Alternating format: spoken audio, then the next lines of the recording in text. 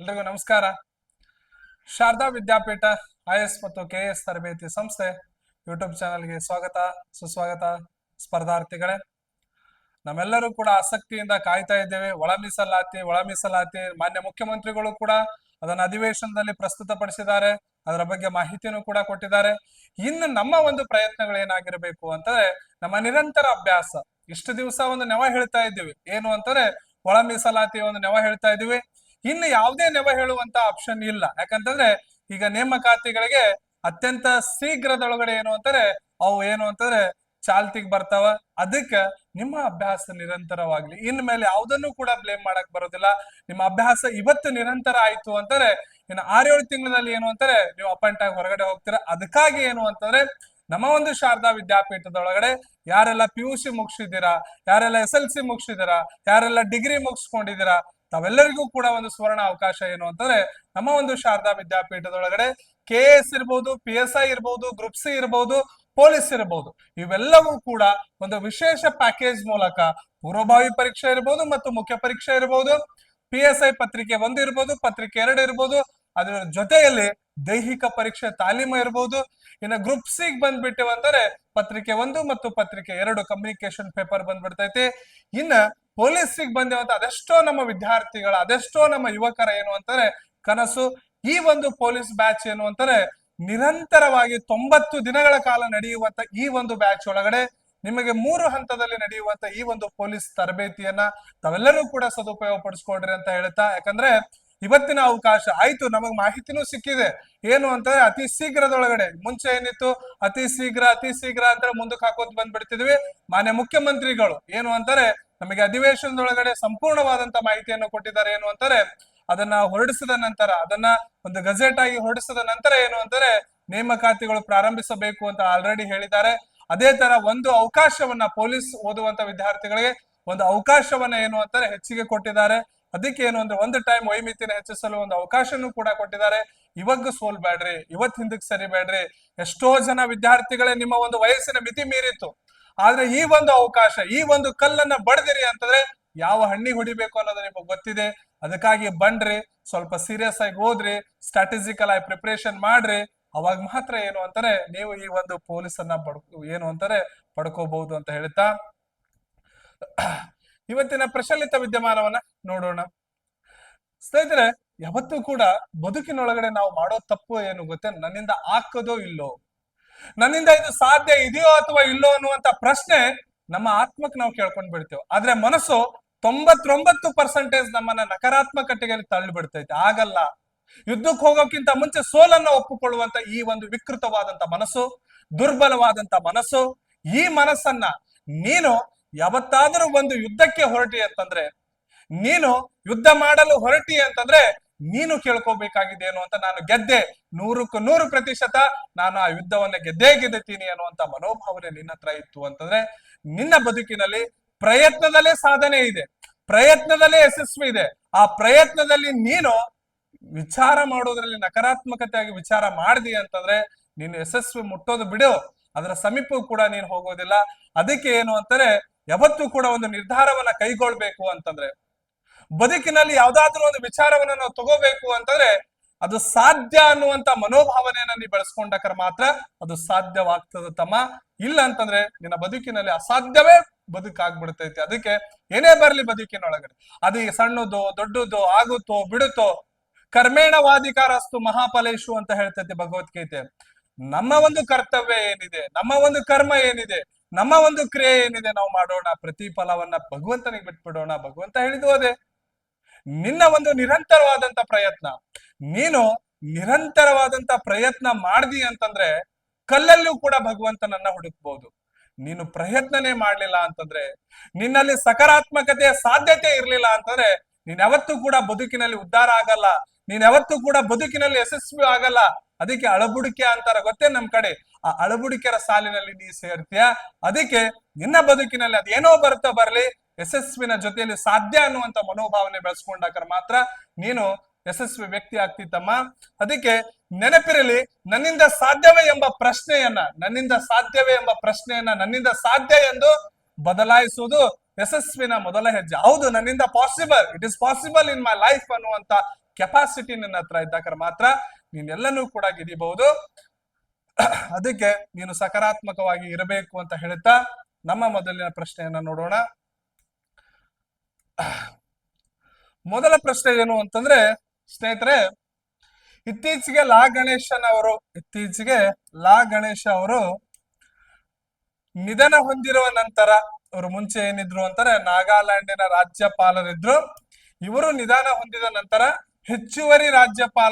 ನಾಗಾಲ್ಯಾಂಡಿನ ಹೆಚ್ಚುವರಿ ರಾಜ್ಯಪಾಲರಾಗಿ ಯಾರನ್ನು ನೇಮಕ ಮಾಡಲಾಗಿದೆ ಅಂತ ಕೇಳಿದ್ದಾರೆ. Option A RN Ravi, CP Radhakrishnan, Anasuya Uike, ನಾಲ್ಕನೇದು ಅಜಯ್ ಕುಮಾರ್ ಭಲ್ಲಾ ಅಂತ ಕೊಟ್ಟಿದ್ದಾರೆ. ಇದಕ್ಕೆ ಸರಿಯಾದ ಉತ್ತರ ಅಜಯ್ ಕುಮಾರ್ ಭಲ್ಲಾ ಅವರೇನು ಅಂತಾರೆ ಹೆಚ್ಚುವರಿ ರಾಜ್ಯಪಾಲರಾಗಿ ನಾಗಾಲ್ಯಾಂಡ್ ರಾಜ್ಯದ ಜವಾಬ್ದಾರಿಯನ್ನು ಹೊತ್ಕೊಂಡಿದ್ದಾರೆ ಅಂತ ಹೇಳ್ಬಹುದು. ಇತ್ತೀಚೆಗೆ ಲಾ ಗಣೇಶ್ ಅವರು ನಿಧನರಾದ್ರು. ಇವರು ಮುಂಚೆ ನಾಗಾಲ್ಯಾಂಡಿನ ರಾಜ್ಯಪಾಲರಾಗಿದ್ರು ಅಂತ ಹೇಳಬಹುದು. ಅದಕ್ಕೆ ಮುಂದಿನ ಪ್ರಶ್ನೆ ನೋಡೋಣ. ಮುಂದಿನ ಪ್ರಶ್ನೆ ಏನು ಅಂತಂದ್ರೆ,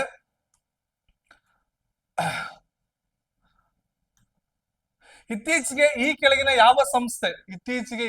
ಯಾವ ಸಂಸ್ಥೆಯು ರಕ್ಷಣಾ ಮತ್ತು ಭದ್ರತೆಗಾಗಿ drone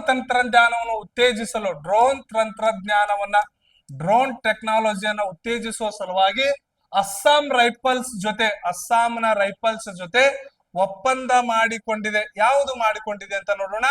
option A NIT Alwar, IIT Guwahati, IIT Manipur ವಿಶ್ವವಿದ್ಯಾಲಯ ಅಂತ ಕೊಟ್ಟಿದ್ದಾರೆ. ಇದಕ್ಕೆ ಸರಿಯಾದ ಉತ್ತರ ಯಾವುದು ಅಂತಾರೆ IIT ಮಣಿಪುರ್ ಸರಿಯಾದ ಉತ್ತರ. IIT ಮಣಿಪುರ್ ಸರಿಯಾದ ಉತ್ತರ ಅಂತ ಹೇಳಬಹುದು ಸ್ನೇಹಿತರೆ. ಹಾಗಾದ್ರೆ ಮುಂದಿನ ಪ್ರಶ್ನೆ ಹೋಗೋಣ. ಮುಂದಿನ ಪ್ರಶ್ನೆ ಏನು ಅಂತಂದ್ರೆ, ಇತ್ತೀಚೆಗೆ ಈ ಕೆಳಗಿನ ಯಾವ ನಗರದಲ್ಲಿ ವಿಶ್ವದ ವರ್ಲ್ಡ್ ಫಸ್ಟ್ ಆರ್ಟಿಫಿಷಿಯಲ್ ಇಂಟೆಲಿಜೆನ್ಸ್ ಚಾಲಿತ ಪ್ರಯಾಣಿಕರ ಕಾರಿಡಾರ್ ಅನ್ನು ಪ್ರಾರಂಭಿಸಲಾಯಿತು? ನೋಡ್ರಿ, ಟೆಕ್ನಾಲಜಿ ಎಲ್ಲಿಗೆ ಬಂದ್ ನಿಂತಿದೆ ಅಂತಾರೆ, ಪ್ರಯಾಣಿಕರ ಕಾರಿಡಾರ್ ಅನ್ನ AI ಟೆಕ್ನಾಲಜಿ ಮೂಲಕ ಪ್ರಾರಂಭಿಸಿದೆ. ಅದು ಯಾವ ನಗರದಲ್ಲಿ, ವಿಶ್ವದ ಯಾವ ನಗರದಲ್ಲಿ ಅಂತ ಕೇಳಿದಾನೆ. Option A Dubai, option B London, option C Singapore, option D New York ಅಂತ ಕೊಟ್ಟಿದ್ದಾರೆ ಗೆಳೆಯರೆ. ಇದಕ್ಕೆ ಸರಿಯಾದ ಉತ್ತರ ದುಬೈ ಸರಿಯಾದ ಉತ್ತರ. AI ಚಾಲಿತ ಪ್ರಯಾಣಿಕರ ಕಾರಿಡಾರ್ ಅನ್ನ ವಿಶ್ವದಲ್ಲೇ ಮೊದಲ ಬಾರಿಗೆ ಪ್ರಾರಂಭಿಸಿರುವಂತ ನಗರ ದುಬೈ ನಗರ ಅಂತ ಹೇಳಬಹುದು. ಹಂಗಾದ್ರೆ ಮುಂದಿನ ಪ್ರಶ್ನೆ ಹೋಗೋಣ. ಮುಂದಿನ ಪ್ರಶ್ನೆ ಏನು ಅಂತಂದ್ರೆ, 2025ರ ಮಿಸ್ ಯೂನಿವರ್ಸ್, ನಿನ್ನೆ ನೋಡಿದ್ದೇವೆ ನಾವು. ಮಿಸ್ ಯೂನಿವರ್ಸ್ ಯಾರು ಅಂತಂದ್ರೆ, ಈ ಮಿಸ್ ಯೂನಿವರ್ಸ್ ಇಂಡಿಯಾ ಕಿರೀಟವನ್ನ ಪಡೆದುಕೊಂಡ ಮಣಿಕಾ ವಿಶ್ವಕರ್ಮ ಅವರು ಈ ಕೆಳಗಿನ ಯಾವ ರಾಜ್ಯಕ್ಕೆ ಸಂಬಂಧಿಸಿದ್ದಾರೆ ಅಂತ ಕೇಳಿದ್ದಾರೆ. ಈ ಮಣಿಕಾ ವಿಶ್ವಕರ್ಮ ಅಂತಂದ್ರೆ ನಮ್ಮ ರಾಜ್ಯದಲ್ಲೂ ಕೂಡ ಒಂದು ಸಮುದಾಯ ಇದೆ, ವಿಶ್ವಕರ್ಮ ಸಮುದಾಯ ಅಂತೇಳಿ. ಅದಕ್ಕೆ ಈ ಮಣಿಕಾ ವಿಶ್ವಕರ್ಮ ಅವರು ಈ ಕೆಳಗಿನ ಯಾವ ರಾಜ್ಯಕ್ಕೆ ಸಂಬಂಧಪಟ್ಟಿದ್ದಾರೆ, ಯಾವ ರಾಜ್ಯದವರು ಅಂತ ನೋಡೋಣ. Option A Kerala, option B Gujarat, option C Rajasthan, option D Maharashtra ಅಂತ ಕೊಟ್ಟಿದ್ದಾರೆ. ಮಣಿಕಾ ವಿಶ್ವಕರ್ಮ ಅವರು ರಾಜಸ್ಥಾನ್ ಮೂಲದವರು. ಎಲ್ಲಿದವರು ಅಂತಂದ್ರೆ ರಾಜಸ್ಥಾನ್ ಮೂಲದವರು ಇವರು. ಮಿಸ್ ಯೂನಿವರ್ಸ್ ಕಿರೀಟವನ್ನ ಧರಿಸಿರುವಂತ ಭಾರತೀಯ ಮಹಿಳೆ ಯಾರು ಅಂತಾರೆ ಮಣಿಕಾ ವಿಶ್ವಕರ್ಮ, ರಾಜಸ್ಥಾನ್ ಮೂಲದವರು ಅಂತ ಹೇಳಬಹುದು. ಹಾಗಾದ್ರೆ ಮುಂದಿನ ಪ್ರಶ್ನೆ ಹೋಗೋಣ. ಇತ್ತೀಚೆಗೆ ಕಜಕಿಸ್ತಾನದ ಸಿಕಮೋಟ್ನಲ್ಲಿ ನಡೆದಂತ 16ನೇ ಏಷ್ಯನ್ ಶೂಟಿಂಗ್ ಚಾಂಪಿಯನ್ಶಿಪ್ ನಲ್ಲಿ ಭಾರತಕ್ಕೆ ಮೊದಲ ಚಿನ್ನದ ಪದಕವನ್ನ ತಂದುಕೊಟ್ಟವರು ಯಾರು ಅಂತ ಕೇಳಿದ್ದಾರೆ.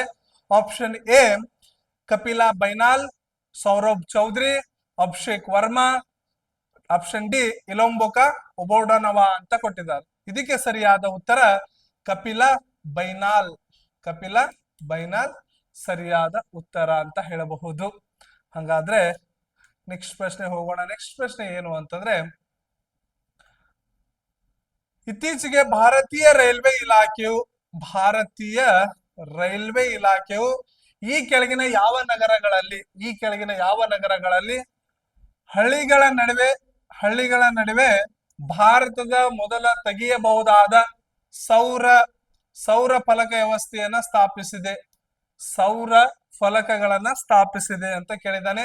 ಈ ಕೆಳಗಿನ ಯಾವ ನಗರದಲ್ಲಿ ಹಳಿಗಳ ನಡುವೆ ಭಾರತದ ಮೊದಲ ತೆಗೆಯಬಹುದಾದ ಸೌರ ಫಲಕ ವ್ಯವಸ್ಥೆಯನ್ನ ಸ್ಥಾಪಿಸಿದೆ ಅಂತ ಕೇಳಿದ್ದಾರೆ?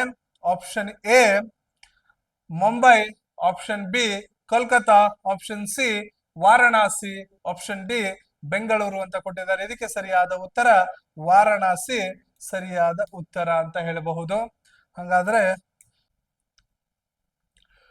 ನೆಕ್ಸ್ಟ್ ಪ್ರಶ್ನೆ ನೋಡೋಣ. ನೆಕ್ಸ್ಟ್ ಪ್ರಶ್ನೆ ಏನು ಅಂತಾರೆ, 7th ಕ್ವಶನ್ ಏನು ಅಂತಾರೆ, 2025 ಸಿನ್ಸಿನಾಟಿ ಓಪನ್ ಪ್ರಶಸ್ತಿಯ ಚಾಂಪಿಯನ್ ಯಾರು ಅಂತ ಕೇಳಿದ್ದಾರೆ.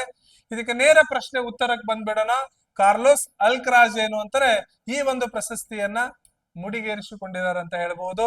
ಹಾಗಾದ್ರೆ ನೆಕ್ಸ್ಟ್ ಪ್ರಶ್ನೆ ಹೋಗೋಣ. ನೆಕ್ಸ್ಟ್ ಪ್ರಶ್ನೆ ಏನು ಅಂತಂದ್ರೆ 2025 74ನೇ ಮಿಸ್ ಯೂನಿವರ್ಸ್ ಸ್ಪರ್ಧೆ. ಈ ಒಂದು ಸ್ಪರ್ಧೆಯಲ್ಲಿ ಭಾರತೀಯ ಮೂಲದ ಮಣಿಕಾ ವಿಶ್ವಕರ್ಮ ಅವರು ಈ ಪ್ರಶಸ್ತಿಯನ್ನ ಏನು ಅಂತ ತಮ್ಮದಾಗಿಸ್ಕೊಂಡಿದ್ದಾರೆ. ಈ ಮಣಿಕಾ ವಿಶ್ವಕರ್ಮ ಅವರು ರಾಜಸ್ಥಾನ ಮೂಲದವರು. ಹಾಗಾದ್ರೆ ಈ ಒಂದು ಮಿಸ್ ಯೂನಿವರ್ಸ್ 74ನೇ ಮಿಸ್ ಯೂನಿವರ್ಸ್ ಯಾವ ದೇಶದಲ್ಲಿ ನಡೆಯಿತು ಅಥವಾ ಜರುಗಿತು ಅಂತ ಕೇಳಬಹುದು ಪ್ರಶ್ನೆ. ಇಲ್ಲಿ option A Russia, option B France, option C Bharat, D Thailand ಅಂತ ಕೊಟ್ಟಿದ್ದಾರೆ ಸ್ನೇಹಿತರೆ. ಇದಕ್ಕೆ ಸರಿಯಾದ ಉತ್ತರ ಥೈಲ್ಯಾಂಡ್ ದೇಶದಲ್ಲಿ 2025 74ನೇ ಮಿಸ್ ಯೂನಿವರ್ಸ್ ಸ್ಪರ್ಧೆ ಜರುಗಿತು ಅಂತ ಹೇಳಬಹುದು. ಹಾಗಾದ್ರೆ ಮುಂದಿನ ಪ್ರಶ್ನೆ ಹೋಗೋಣ. ನೆಕ್ಸ್ಟ್ ಪ್ರಶ್ನೆ ಏನು ಅಂತಂದ್ರೆ 2025 ಮೆಲ್ಬೋರ್ನ್ ಭಾರತೀಯ ಚಲನಚಿತ್ರೋತ್ಸವದಲ್ಲಿ ಅತ್ಯುತ್ತಮ ಚಲನಚಿತ್ರ ಪ್ರಶಸ್ತಿಯನ್ನ ಮೆಲ್ಬೋರ್ನ್ ನಲ್ಲಿ ನಡೆದಂತ ಭಾರತೀಯ ಚಲನಚಿತ್ರೋತ್ಸವದಲ್ಲಿ 2025 ಮೆಲ್ಬೋರ್ನ್ ಭಾರತೀಯ ಚಲನಚಿತ್ರೋತ್ಸವದಲ್ಲಿ ಅತ್ಯುತ್ತಮ ಚಲನಚಿತ್ರ ಪ್ರಶಸ್ತಿಯನ್ನ ಪಡೆದ ಚಲನಚಿತ್ರ ಯಾವುದು ಅಂತ ಕೇಳಿದಾನೆ. ಇದಕ್ಕೆ ನೇರ ಉತ್ತರಕ್ಕೆ ಹೋಗ್ಬಿಡೋಣ. ಇದಕ್ಕೆ ನೇರ ಉತ್ತರ ಯಾವುದು ಅಂದರೆ ಹೋಮ್ ಬಾಂಡ್. ಯಾವ bond? Home bond. Option D ಸರಿಯಾದ ಉತ್ತರ ಅಂತ ಹೇಳ್ಬಹುದು. ಇದಕ್ಕೆ ಸರಿಯಾದ ಉತ್ತರ ಹೋಮ್ ಬಾಂಡ್ ಅಂತ ಹೇಳ್ಬಹುದು.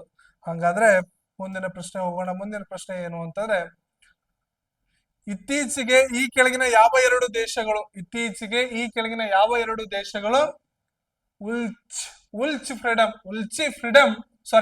ಉಲ್ಚಿ ಫ್ರೀಡಮ್ ಸೀಲ್ಡ್ ಜಂಟಿ ಮಿಲಿಟರಿ ವ್ಯಾಯಾಮವನ್ನ ಪ್ರಾರಂಭಿಸಿದೆ. ಉಲ್ಚಿ ಫ್ರೀಡಮ್ ಸೀಲ್ಡ್ ಜಂಟಿ ಸಮರಾಭ್ಯಾಸವನ್ನ ಜಂಟಿ ಮಿಲಿಟರಿ ವ್ಯಾಯಾಮವನ್ನ ಪ್ರಾರಂಭಿಸಿದಾವೆ ಅಂತ ಕೇಳಿದಾನೆ. ಯಾವ ಎರಡು ರಾಷ್ಟ್ರಗಳು ಅಂತ ನೋಡೋಣ. ಭಾರತ ಮತ್ತು ರಷ್ಯಾ, ಚೀನಾ ಮತ್ತು ಪಾಕಿಸ್ತಾನ್, ಫ್ರಾನ್ಸ್ ಮತ್ತು ಬಾಂಗ್ಲಾದೇಶ್, ದಕ್ಷಿಣ ಕೊರಿಯಾ ಮತ್ತು ಅಮೆರಿಕ ಅಂತ ಕೊಟ್ಟಿದ್ದಾರೆ. ಹಾಗಾದ್ರೆ ಇದಕ್ಕೆ ಸರಿಯಾದ ಉತ್ತರ ದಕ್ಷಿಣ ಕೊರಿಯಾ ಮತ್ತು ಅಮೆರಿಕದ ನಡುವೆ ಉಲ್ಚಿ ಫ್ರೀಡಮ್ ಸೀಲ್ಡ್ ಅನ್ನುವಂತ ಜಂಟಿ ಮಿಲಿಟರಿ ವ್ಯಾಯಾಮ ಜರುಗಿತು ಅಂತ ಹೇಳಬಹುದು. ಇವೆಷ್ಟು ಇವತ್ತಿನ ಪ್ರಚಲಿತ ವಿದ್ಯಮಾನಗಳು. ಮತ್ತೆ ನಾಳೆ ಕ್ಲಾಸ್ ನಲ್ಲಿ ಮತ್ತೆ ಪ್ರಚಲಿತ ವಿದ್ಯಮಾನಗಳು ನೋಡೋಣ. ತಾವೆಲ್ಲರ ನಿಮ್ಮ ಅಭ್ಯಾಸ ನಿರಂತರವಾಗಿರ್ಲಿ. ಯಾರೆಲ್ಲ ಈ ಒಂದು ಯೂಟ್ಯೂಬ್ ಚಾನಲ್ ಅನ್ನ ಸಬ್ಸ್ಕ್ರೈಬ್ ಮಾಡಿಲ್ಲ, ದಯವಿಟ್ಟು ನಿಮ್ಮ ಸ್ನೇಹಿತರಿಗೆ, ನಿಮ್ಮ ಜೊತೆ ಅಭ್ಯಾಸ ಮಾಡೋರಿಗೆ ಏನು ಅಂತಂದ್ರೆ ಈ ಒಂದು ಯೂಟ್ಯೂಬ್ ಚಾನಲ್ ಅನ್ನ ಶೇರ್ ಮಾಡಿ, ಸಬ್ಸ್ಕ್ರೈಬ್ ಮಾಡಿ. ಹೆಚ್ಚಿನ ಮಾಹಿತಿ ಏನಾದ್ರು ಬೇಕು ಅಂತಂದ್ರೆ ದಯವಿಟ್ಟು ಕಮೆಂಟ್ಸ್ ಬಾಕ್ಸ್ ಅಲ್ಲಿ ತಿಳಿಸ್ರಿ ಅಂತ ಹೇಳ್ತಾ ನಾಳೆ ಕ್ಲಾಸ್ ನಲ್ಲಿ ಸಿಗ್ತೀನಿ. ಎಲ್ಲರಿಗೂ ಕೂಡ ನಮಸ್ಕಾರ.